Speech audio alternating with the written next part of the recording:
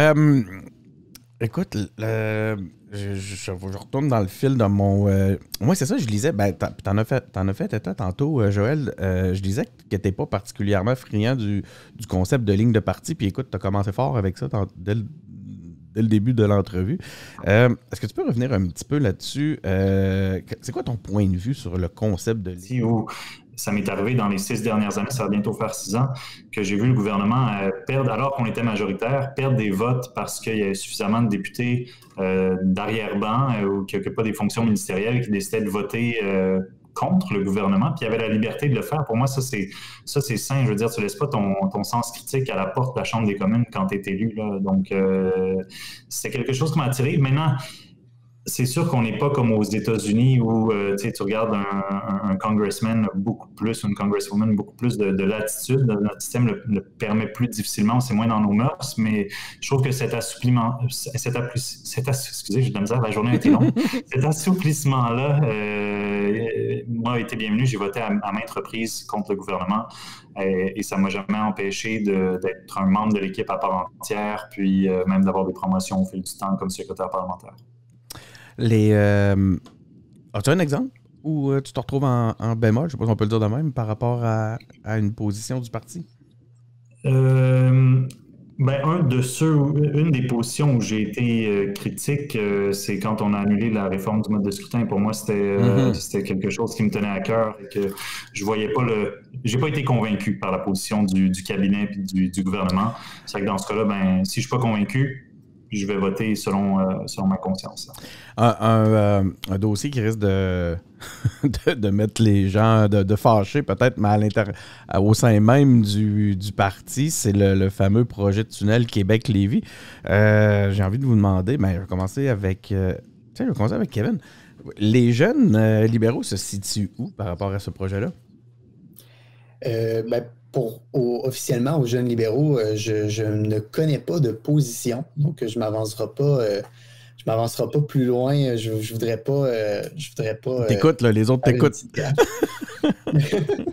Les autres, tes co-militants, tes collègues militants t'écoutent en ce moment. Fait que je pense que t'as la bonne réponse. Mais puis personnellement, as-tu un avis? Je sais que c'est dur, la question est dure. Personnellement, mon avis, c'est que j'en ai pas pour l'instant parce que j'ai pas tous les faits, j'ai pas lu toutes les études. Mais c'est sûr que moi, en tant que jeune, je parlais tout à l'heure de l'environnement. C'est sûr que c'était à faire attention de choisir une option qui va favoriser une option du futur, si je peux dire. Donc, j'aurais pas de position. Ça regarde mal. Ça regarde mal pour ce qui est d'un appui, là, si je me fie à ce que tu viens de dire. Je veux pas trop prendre position parce que j'ai pas tous les éléments. J'ai pas considéré tous les éléments du projet de troisième lien. Je parlais avant le podcast que je suis pas présentement à Québec, donc mon œil politique est un peu plus loin. Mais c'est sûr qu'un projet de cette envergure-là, en tant que jeune, il faut que ce soit un projet d'avenir, il ne faut pas que ce soit un projet du passé. Est-ce que ça va vraiment nous aider à avoir moins de trafic sur les routes? Est-ce que ça va favoriser le transport en commun? C'est tout des choses qu'il faut regarder en tant que société et en tant que militant avant de se positionner sur quelque chose comme ça. Est-ce que c'est quelque chose qui va nous permettre comme d'aller où ce qu'on veut aller?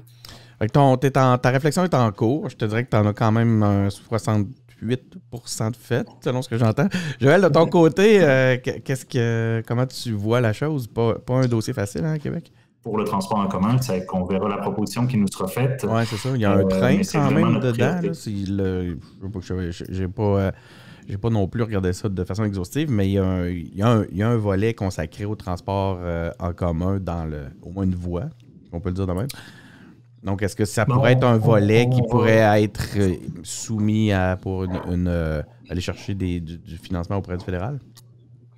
C'est ce qu'on va voir quand une demande sera faite. Je pense qu'il reste encore bien des étapes. Puis j'ai beaucoup de questions sur ce projet-là, à l'instar de beaucoup de mes concitoyens quant à...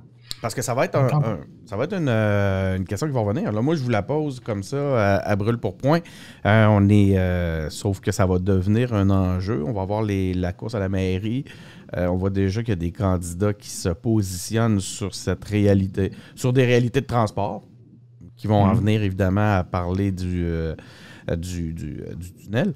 Ça va revenir régulièrement. J'ai hâte de voir un peu. Puis c'est C'est ça. J'ai hâte de voir comment C'est sûr qu'au fédéral, comment ça fonctionne, règle générale, là, c'est qu'on débloque des enveloppes pour des domaines spécifiques. Après, c'est les provinces qui priorisent à travers ça. Puis pour nous, c'est le transport en commun depuis le début.